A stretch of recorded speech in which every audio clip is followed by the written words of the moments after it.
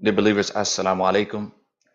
We are live today for our Sunday Taleem with masjidwdm Muhammad, masjidwdm. It's a pleasure to be with you. I am your host for this Taleem, Imam Hanif Khalil. And we'll begin. A'udhu billahi minash shaitanir rajim. Bismillahir rahmanir rahim. Ashhadu an la ilaha illallah wa la sharika lahu wa ashhadu anna Muhammadin sayyidina Muhammad sallallahu alayhi wa sallam. وعلى آله وصحبه أجمعين أما بعد. Again, we greet you with the honorable greeting of Assalamu alaikum. Today, in our brief presentation today, we will be focusing on culture and how we can combat, or how can we have, what solutions do we have for our cultural expression that we have today in society. And so we'll begin by looking at how Allah looks at us as a community. And so Allah says to us in the Quran, Bismillahir Rahmanir Rahim, Kuntum khayran ummatin ukhrijat linnas, that we are the best community brought out and evolved for all of mankind. And Allah continues in this verse by saying, Tahmaruna bil ma'rufi wa tanhauna anil munkar. And we get this status of being the elevated community, the community that is brought out to be a model, to be the one that is looked at, the one that will be the standard for all people, for all of humanity, because of what comes after that. Allah says, by enjoining what is right and forbidding from that which is wrong. And the word that we want to focus on today is bil ma'rufi. And this word bil ma'rufi comes from the word arafa, which means to know, it means to acknowledge, but it also has a meaning of having distinction between what is good and what is bad, or what is right and what is wrong. And this is framed under the context of moral discernment, moral discernment. And so when we look at society today and we look at the cultural aspect of where we live at here, primarily in the United States of America, we know that this culture is predicated on a very poignant concept, and that is freedom. And freedom, as we know, is kind of like fire. Fire can be used to purify, and fire that is uncontrolled can be used to destroy. And fire can also be a way of oppression.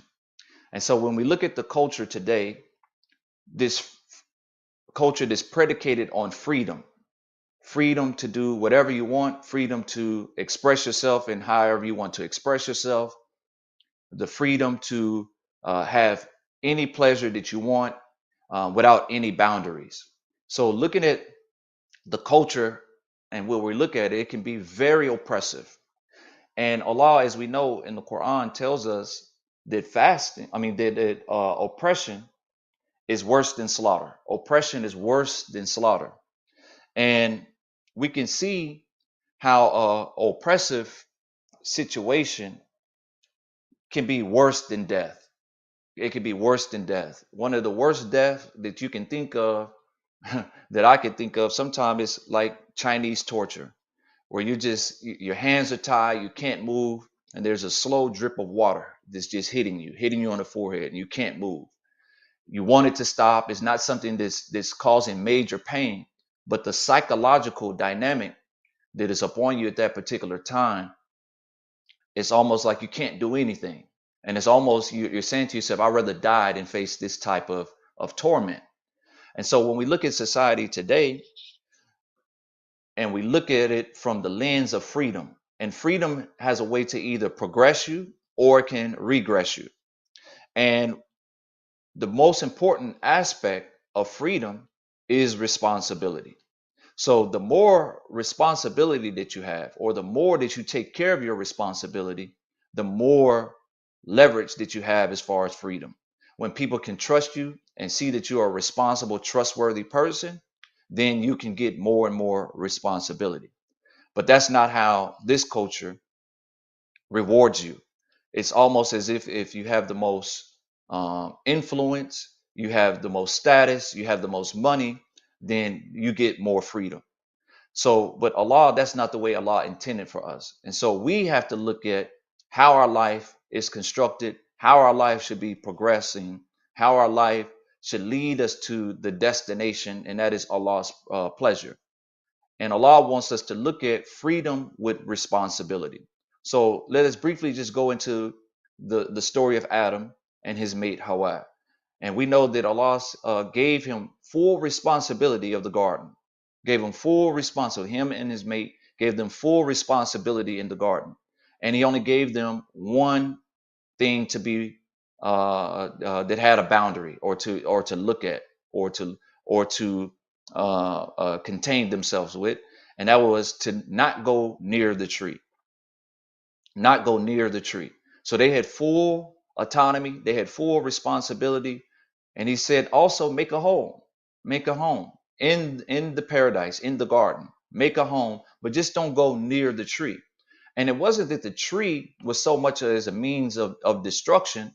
It was a means by which that Allah had the authority over Adam and his mate. And there was an order to that, and there was structure in that. So we have the responsibility of the whole garden. We have the responsibility as human beings. We have the responsibility of the whole garden. But we have to have boundaries. We have to have boundaries. We have to have structure. And we have to know that Allah is the authority over anything that we have. So when we look at society today, we have freedom without a governor. We have freedom without a governor. We have freedom without an authority over us. We have access, full access to any and everything that you want to take pleasure in. So this is a very oppressive set of circumstances that you look at when we look at culture today. And as we mentioned many times over, many of our imams, many of the students of Imam W.D. Muhammad, he has given us this insight that we live in a word oppressive environment, a word oppressive environment.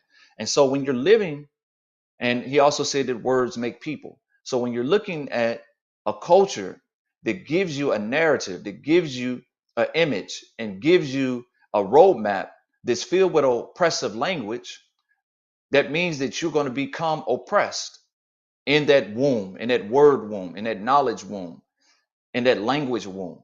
So we are living in a womb of oppression. And we know, going back to Adam, that this responsibility that he had in the garden was taken from him and his mate by the deception of the shaitan, by the deception of the shaitan. And he pulled them from this high place, this high standard of excellence. And we know that Allah said to us that he created us fi ahsani taqwim, in the most excellent mode, the most excellent form of symmetry, of balance. So he created us, our excellence is in our balance. Our excellence is in our harmony, how we are navigate the life from the material aspect and the spiritual aspect. So through this deception, it brought Adam and his mate from a high dignified place to the lowest of the low, until we lost the status of the paradise and we had to be come down to the earth, which would be our livelihood for a time, as Allah says. So let us look at culture in a metaphorical sense. The culture is representative of atmospheric pressure. And we know that atmospheric pressure is measured by a barometer. And so the barometer, the definition of a barometer, is an instrument measuring atmospheric pressure, usually used especially in forecasting the weather and determining altitude. And it also represents something that reflects changes in circumstances or opinion. Something that reflects changes in circumstances or opinion. So, culture right now is framed by opinion, it's framed by cultural circumstances. It's framed by who has the voice, who has the influence. So that's how culture is framed. Whoever has the most influence, whoever can dominate the minds, whoever can draw the most attention, whatever can contain the most eyeballs, is the one that leads the trends in culture. So if you notice, they don't use the word celebrity or superstars as much now as they use influence, the language influencers. So when you think about who has the dominant voice, who has the eyeballs, we look to social media. Who has the influence? Whether it's Twitter, whether it's TikTok, whether it's Instagram, whether it's Facebook, whatever social media platform, whoever has the most influence, whoever can contain the most eyeballs, or who garners the most attention has the influence and is shaped by their opinion. And their opinion also becomes almost fact. So if you look at some of these individuals who have over 100 million followers on some of these social media platforms, these are the ones that are shaping the minds. These are the ones who are shaping the culture, and these are the ones who will determine the wind or the weather pattern. They will determine if the temperature is hot, if the temperature is cold, what are the trends, where are we heading as far as fashion is concerned. So let us go back and look at Adam. It says that the shaitan removed their clothing from them, the clothing of righteousness. So it removed their protection for them. And so when you think about fashion, you think about cosmetics. Cosmetics is a huge industry right now. Makeup, eyelashes, eyebrow arching, all of these things, clothes, all of these cultural influences are led by the influencers, and they are the ones that shape culture. So let us look at our situation as African Americans. We know music, fashion, entertainment is something that we are the producers of and we are the creators of. But more importantly than that, we are the ones who are the heaviest, one of the major consumers of it. So we are the creators, we are the producers, but the thing that's missing is we are not the owners. So we don't own the platforms in which can control the narrative. And we know that those of us who use social media, whether it's for business purposes, whether it's for entertainment, whether it's for information, we know that it goes through a cycle and is controlled by an algorithm, basically a formula to by which they determine what is going to go to the forefront, what is going to be at the fingertips of the people. So they have what they call explore pages and things of that nature. I don't want to go into all the nuances, but just understand that the people who control these platforms, they control where the messaging will be. They control the atmospheric pressure. They are the barometer, and they can pick and choose and tell you what is going to be popular today, what is going to be popular tomorrow, and the means by which is the currency, how you're being incentivized. So if they want to put out a dead culture, a culture that is destructive, a culture that's oppressive, then they will put money behind the influencers, and the influencers will dictate how the public is going to see the world. So this is what we're up against as a community, as a society. So culture is basically looked at as the knowledge, the beliefs, the art, the laws, the customs, the capabilities, the habits of the individuals in a certain group. Now, when we look at how culture is defined in Islam, how culture is defined in Islam is predicated on God consciousness. God consciousness. So we see a culture that's the opposite of God consciousness. We see a culture that is defined, that is regulated. The messages are carried out by people who don't respect God, that don't respect God. So if you live in a society without any boundaries, because going back to the story of Adam, it has to have boundaries. It has to have boundaries.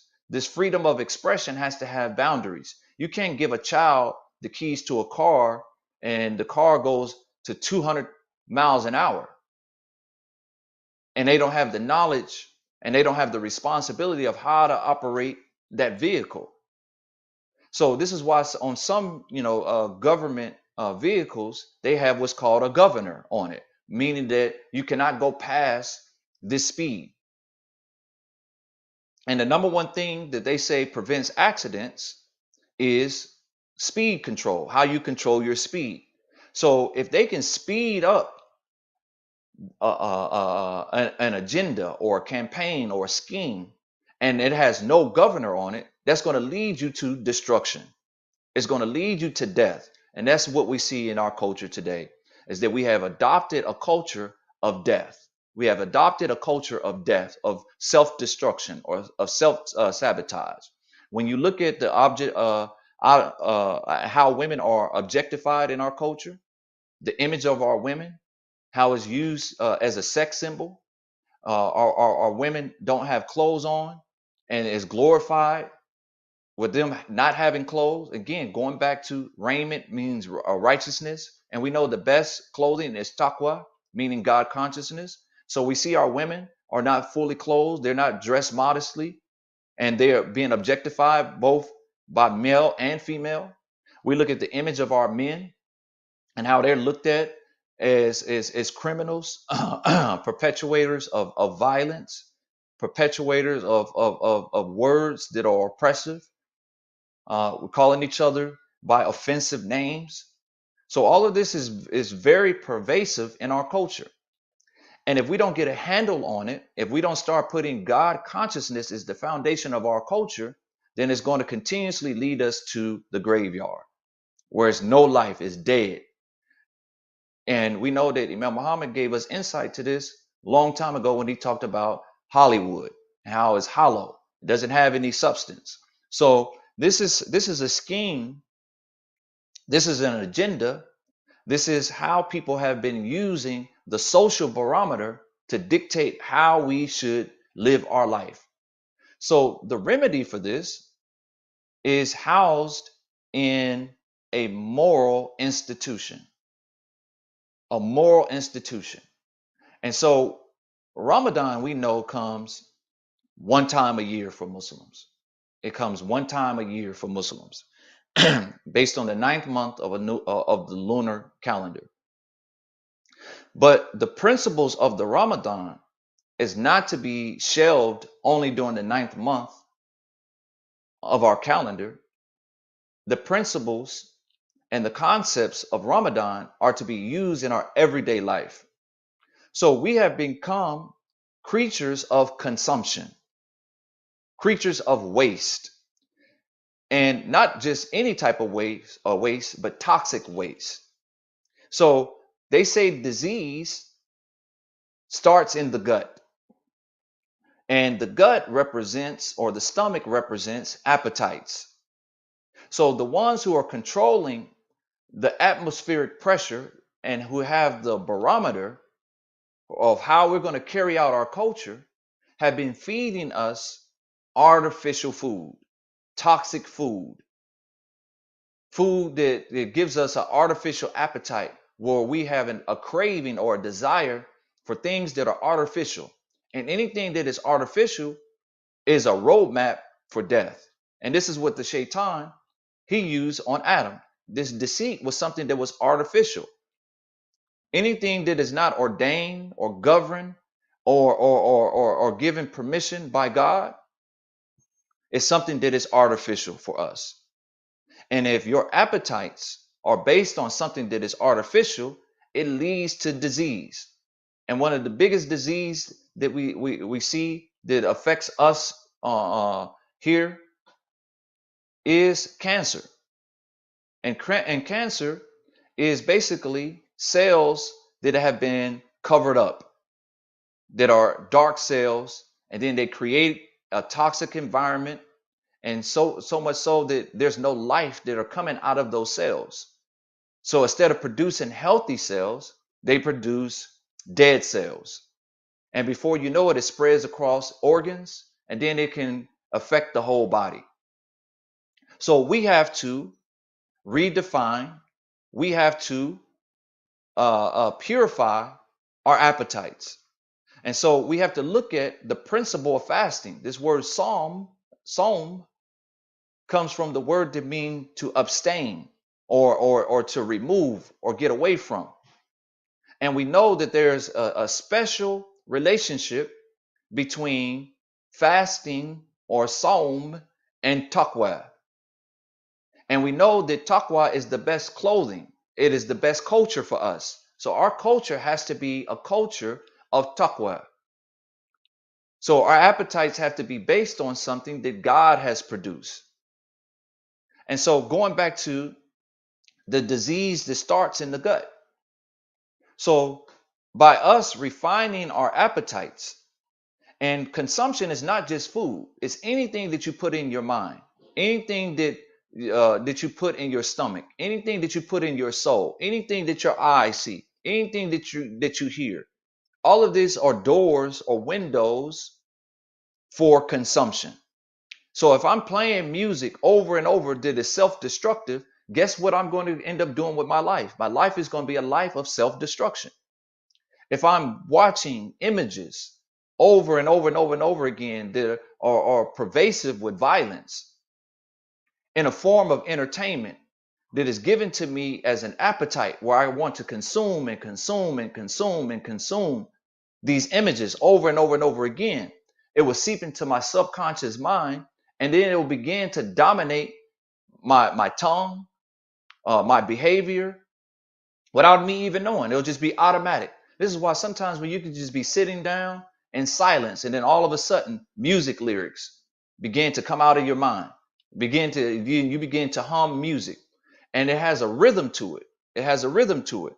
So this Malrufi or Arafat to know or have this moral discernment, we have to begin to discern what is good for us and what is bad for us.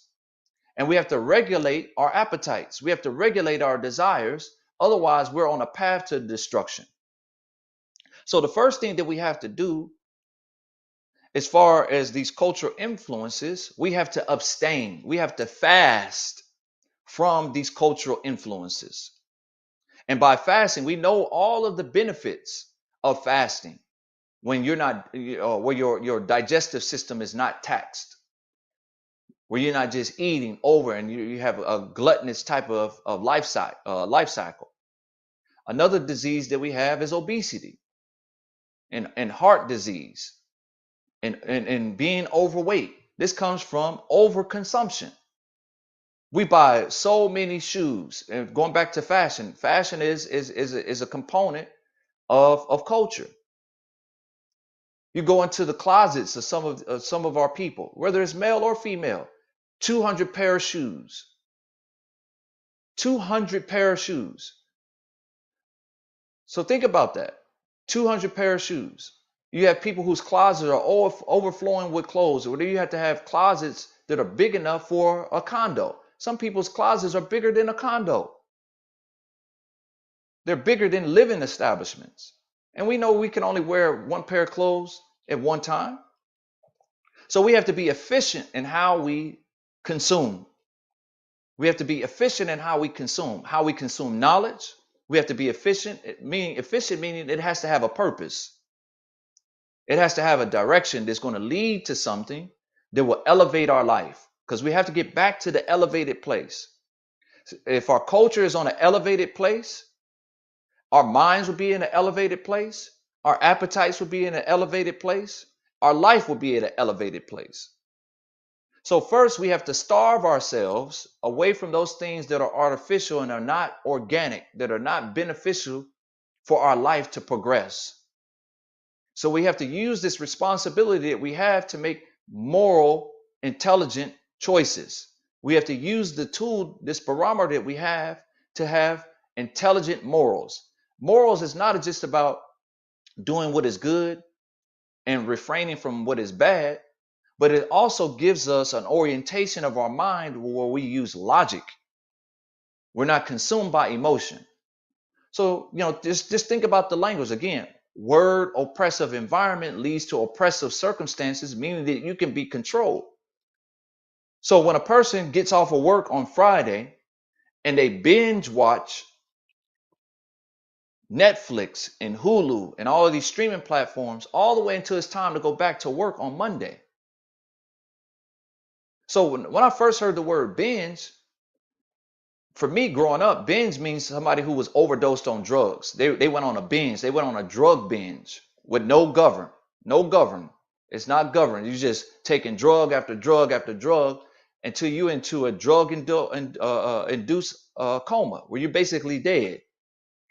So they've taken that language and they put it in a form of entertainment so that you can become dead over the weekend. So you're consuming from a source that is dead, that is dead. So brothers and sisters, we're out of time, but we need to continue to talk about these things. We have to redefine our culture. We have to reform our culture, and our culture has to be predicated. It has to have a strong foundation on morals, moral intelligent behavior. Most importantly, has to be God conscious behavior. If we don't become owners of our own narrative, if we don't control the atmospheric pressure on how high we're going to be, how low we're going to be, and we're not using the barometer based on God consciousness, then we're going to lead ourselves to extinction, to genocide, by self-sabotage, by not controlling our desires and our freedom. So we have the ability to purify the world by using a fire that's led and is predicated on God consciousness, so we can purify the world. Otherwise, we're going to be used as a fire that with no boundaries, with no governor, with no responsibility, that will burn up the whole world. That's our challenge as African Americans, as the ones who have the cultural influence over the world. So we thank Allah for this time that we had. If there's any mistakes that we made, we ask that Allah forgives us for that, and we ask that we use the time that we have with our loved ones before we don't have that time anymore. And let us also make dua for those who are in very oppressive situations and they don't have the control to get out of those oppressive situations and they need Allah's help. So let us make dua for those people as well. Let's make dua for those who are struggling, and let us make dua that we can become the leaders of the free world by using taqwa and God consciousness as a roadmap for success. ربنا آتنا في الدنيا حسنة وفي الآخرة حسنة وقنا عذاب النار. Ameen. I don't know if we have announcements or someone's going to come back on. If not, assalamu alaikum.